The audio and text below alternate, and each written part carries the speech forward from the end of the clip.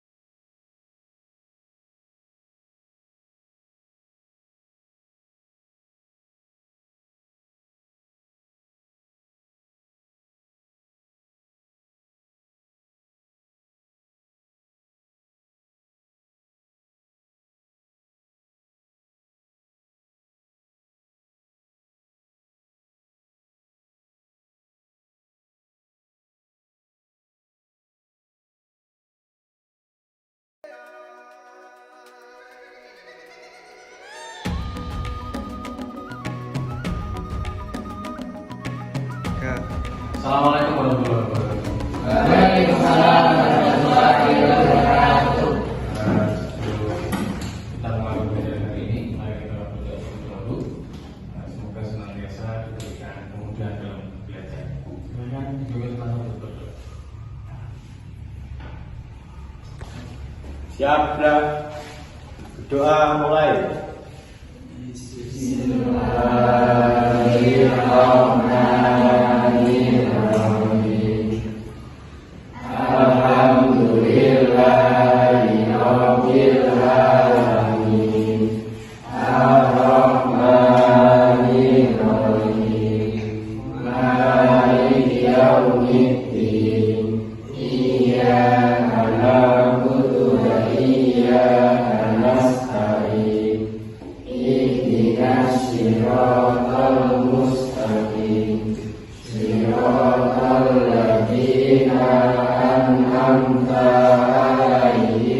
غير المغضوب عليهم ولا الضالين آمين.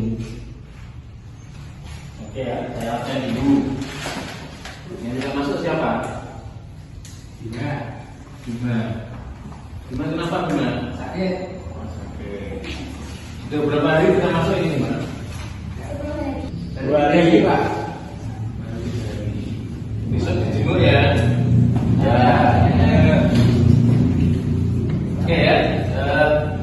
Hari ini kita akan mempelajari tentang kebugaran jasmani.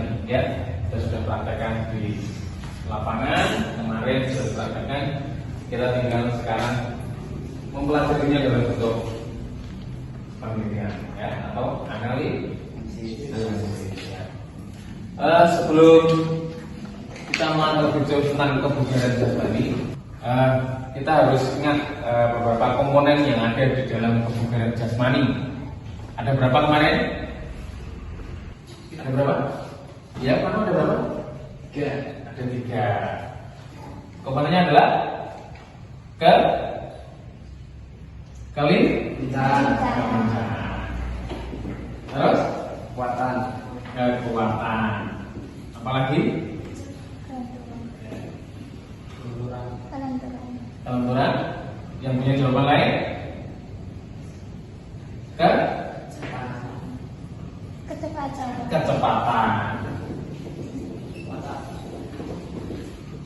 Yang keempat, kalau kita berjalan di tempat yang sempit,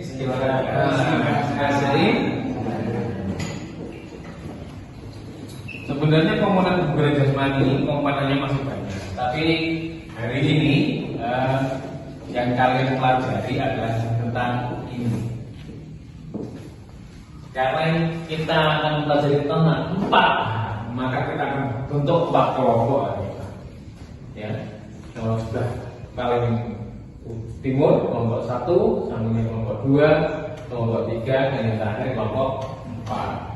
Kemudian kalian diskusikan dengan teman kalian tentang kelompok 1 tentang kelindahan, kelompok 2 tentang kekuatan atau daya tahan, kelompok 3 tentang kecepatan, dan kelompok terakhir tentang keseimbangan. Diskusikan dengan temannya, kemudian kalian apa yang kalian dapatkan dari 4 komponen itu, komponen ini, kemudian kita akan bahas sama-sama. Nanti salah satu mewakili ke depan untuk presentasi. Bisa dipahami ya? Oke, saya akan bentuk kelompoknya, silahkan bentuknya bentuk dirubah.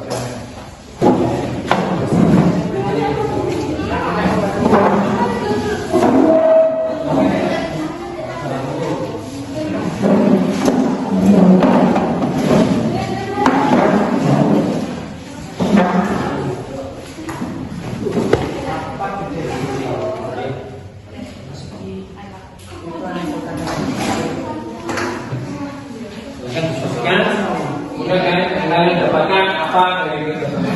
Ya, saya beri waktu kira-kira 5 menit untuk mendapatkan ini. Semua habis.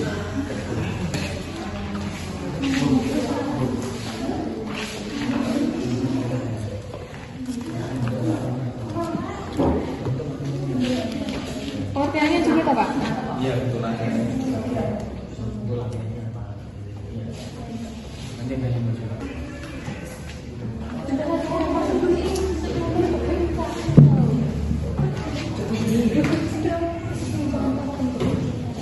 Ada yang sudah?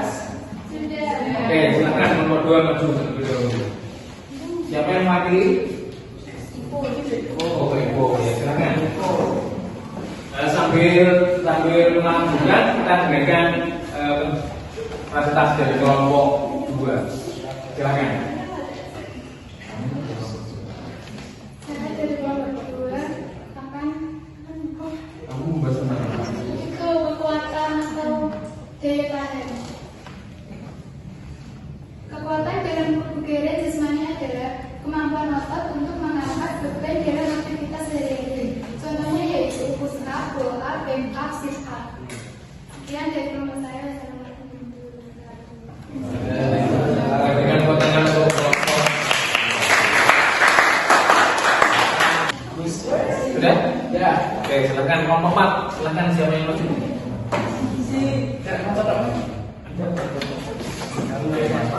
Ya.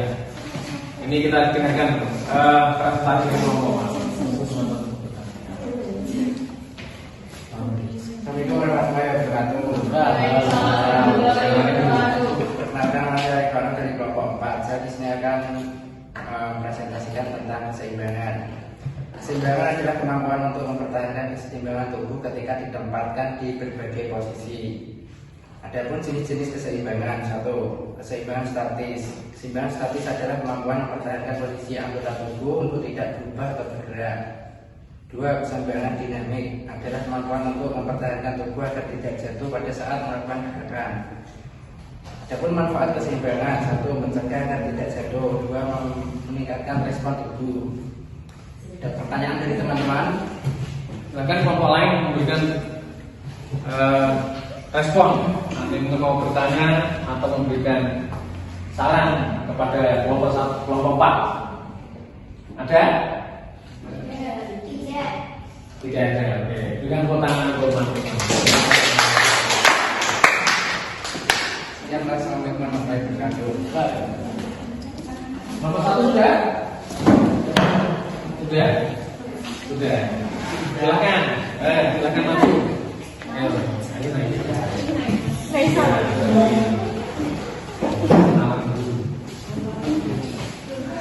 Assalamualaikum warahmatullahi wabarakatuh. Waalaikumsalam warahmatullahi wabarakatuh. Perkenalkan, nama saya Naima Ketina Media yang akan mewakili kelompok 1 untuk berpresentasi tentang kebugaran jasmani di bagian kelincahan. Kelincahan adalah keterampilan bergerak, berubah arah dan posisi tergantung pada situasi dan kondisi yang dihadapi dalam waktu yang relatif singkat dan cepat. Bentuk latihan kelincahan yaitu lari zigzag, mempresentasikan kecepatan. Apa yang dimaksud kecepatan? Kecepatan harusnya merupakan salah satu unsur kebugaran jasmani. Kecepatan berarti kemampuan untuk menempuh suatu jarak dalam waktu yang sesingkat-singkatnya. Contoh: berlari, squat jump, berkata, lunges, sprinting. Sekian presentasi dari saya. Wassalamualaikum warahmatullahi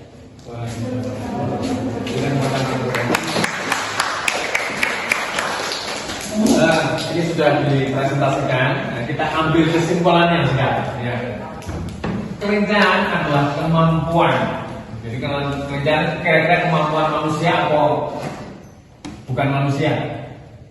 Nah, karena kita membahas kebugaran jasmani, maka adalah kemampuan seseorang merubah arah dalam waktu yang singkat. Ya, jadi bergerak dari satu titik ke titik lainnya dengan merubah arah. Nah, dengan waktu yang singkat itu. Kemudian kedua, daya tahan. Siapa tadi bagi kelompok 2? Apa daya tahan, Mbak? Daya tahan adalah kekuatan otot. ya, kemampuan tubuh dalam menahan beban. Ya, latihannya banyak sekali. Ini biasanya dilaksanakan di tempat gym seperti itu. Latihan beban, latihan daya tahan, melatih otot, jantung dan juga paru. Kemudian yang ini kecepatan, ini hampir serupa dengan kelincahan. Bedanya kalau kecepatan hanya dalam waktu yang singkat, jadi dia bergeraknya relatif dengan lurus. Tapi kalau kelincahan berbelok atau merubah sama waktunya dalam waktu yang singkat. Tapi kalau kecepatan arahnya lurus, kalau kelincahan berubah arah. Kalau kecepatan adalah kemampuan seseorang bergerak dari satu titik ke titik lainnya dalam waktu yang singkat. Kemudian yang terakhir adalah keseimbangan. Mas Pano, bisa diulangi jawabannya? Kemampuan untuk mempertahankan keseimbangan tubuh ketika ditempatkan di berbagai posisi. Berarti kemampuan tubuh untuk bertahan. Satu hal yang tadi saya disampaikan Mas Tano melalui kelompok adalah kurangnya dalam bentuk latihan. Kira-kira yang bisa melakukan bentuk latihan keseimbangan ada. Salah satunya adalah, ada yang tahu? Kira-kira bentuk latihan keseimbangan itu apa? Angkat kaki. Angkat kaki. Kedua-duanya mungkin. Angkat kaki. Bagaimana? Kira-kira Ibu? Masih ingat ketika kita materi senapan? Itu ada gerakan yang membutuhkan keseimbangan. Gerakan keliling. Contohnya adalah gerakan keliling. Latihan sikap keliling ini adalah salah satu bentuk latihan keseimbangan. Kemudian ada lagi kayang juga termasuk latihan keseimbangan. Terus ada lagi berdiri dengan tangan, berdiri dengan tangan juga termasuk latihan keseimbangan. Bentuk latihannya banyak sekali, terutama yang sudah kalian praktekkan di dalam materi senam lantai. Di materi ini ada kelanjutan dari materi senam lantai yang membahas tentang keseimbangan. Sampai di sini ada yang ingin ditanyakan? Paham? Oke. Tugas berikutnya setelah kita ambil pembelajaran hari ini, kalian melakukan kegiatan dalam bentuk sirkuit training, ya, dari satu titik ke titik lainnya, malah ke satu gerakan-gerakan lainnya, digabungkan menjadi titik satu disebut dengan sirkuit training, itu ya, atau bentuk latihan kebugaran yang dimana di dalamnya bisa melatih kelincahan, kekuatan, kecepatan, dan keseimbangan. Dan kalian pilih salah satu tujuannya. Satu, bisa meningkatkan massa otot. Yang kedua, bisa meningkatkan daya tahan tubuh. Atau yang ketiga, bisa mempercepat pertumbuhan. Atau yang keempat, bisa mengurangi proporsi tubuh. Jadi silahkan kalian pilih tujuannya, kemudian dibentuk berkelompoknya. Minggu depan kita praktek di lapangan, kita praktekkan sirkuit training sesuai dengan tujuan yang kalian pilih. Demikian pembelajaran hari ini yang dapat saya sampaikan. Kurang lebihnya kita akan lanjutkan di pertemuan berikutnya. Terima kasih. Sebelum kita akhiri, marilah kita memberikan para sejenak seraya bersyukur dan berdoa. Semoga selalu diberikan kemudahan dan mampu menyerap ilmu pembelajaran dengan baik. Berdoa mulai. Selesai.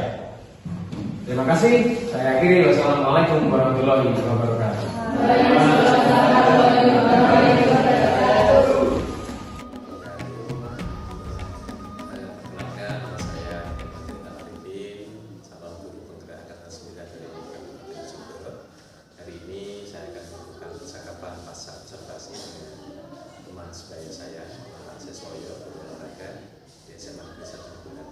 Sebelumnya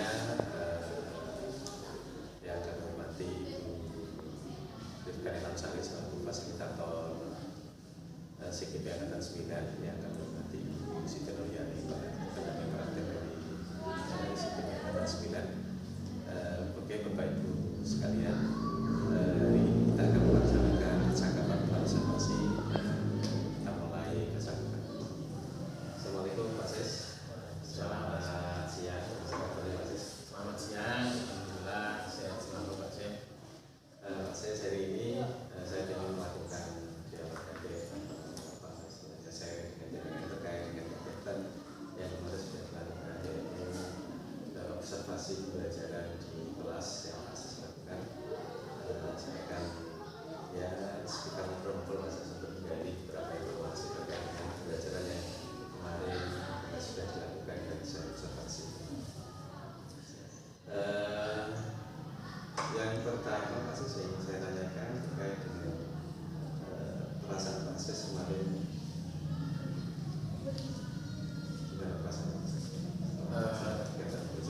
Saya merasa sangat plong ketika sudah melaksanakan observasi ini.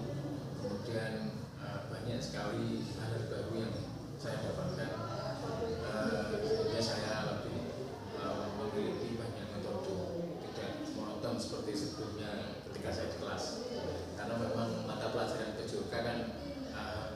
90% praktek. Sehingga ketika di kelas sebelum saya mendapatkan coaching dari Pak Sin ini mengalami banyak kekurangan, tapi berkat Pak Sin saya mendapatkan perasaan yang senang, kemudian plong, sehingga lebih memudahkan saya untuk berinteraksi dengan anak-anak. Kemudian yang ini Pak Sis dapatkan dari kita saya ketika saya seperti ini Pak Sin, saya sebenarnya ada beberapa hal yang menurut saya pribadi saya merasa masih kurang. Itu tentang pembelajaran berdiferensiasi. Itu yang menurut saya kan hal yang baru gitu Pak Sin. Sehingga banyak sekali saya merasa kekurangan. Harapan saya dengan sharing ini Pak Sin bisa menyampaikan apa kekurangan saya, kemudian apa yang bisa ditingkatkan dan mana yang harus dipertahankan. Saya kira itu Pak Sin. Oke, terima kasih. Kemudian itu beberapa yang ingin Pak Sis dapatkan dari sharing ini. Sebelum nanti saya menyampaikan beberapa hal, apakah yang kemarin ketika kita pernah observasi itu tentang rencananya siswa sudah tercapai selama pelaksanaan belajar? Alhamdulillah sudah Pak Sin.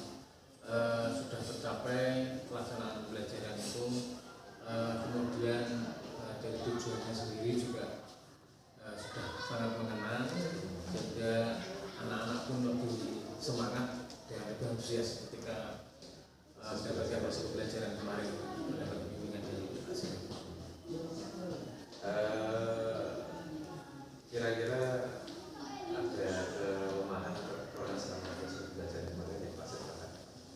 Ya, yang saya rasakan adalah ketika pembentukan kelompok, kemudian anak-anak perwakilan untuk melakukan presentasi, itu ada beberapa kelompok yang terlalu masih kurang aktif,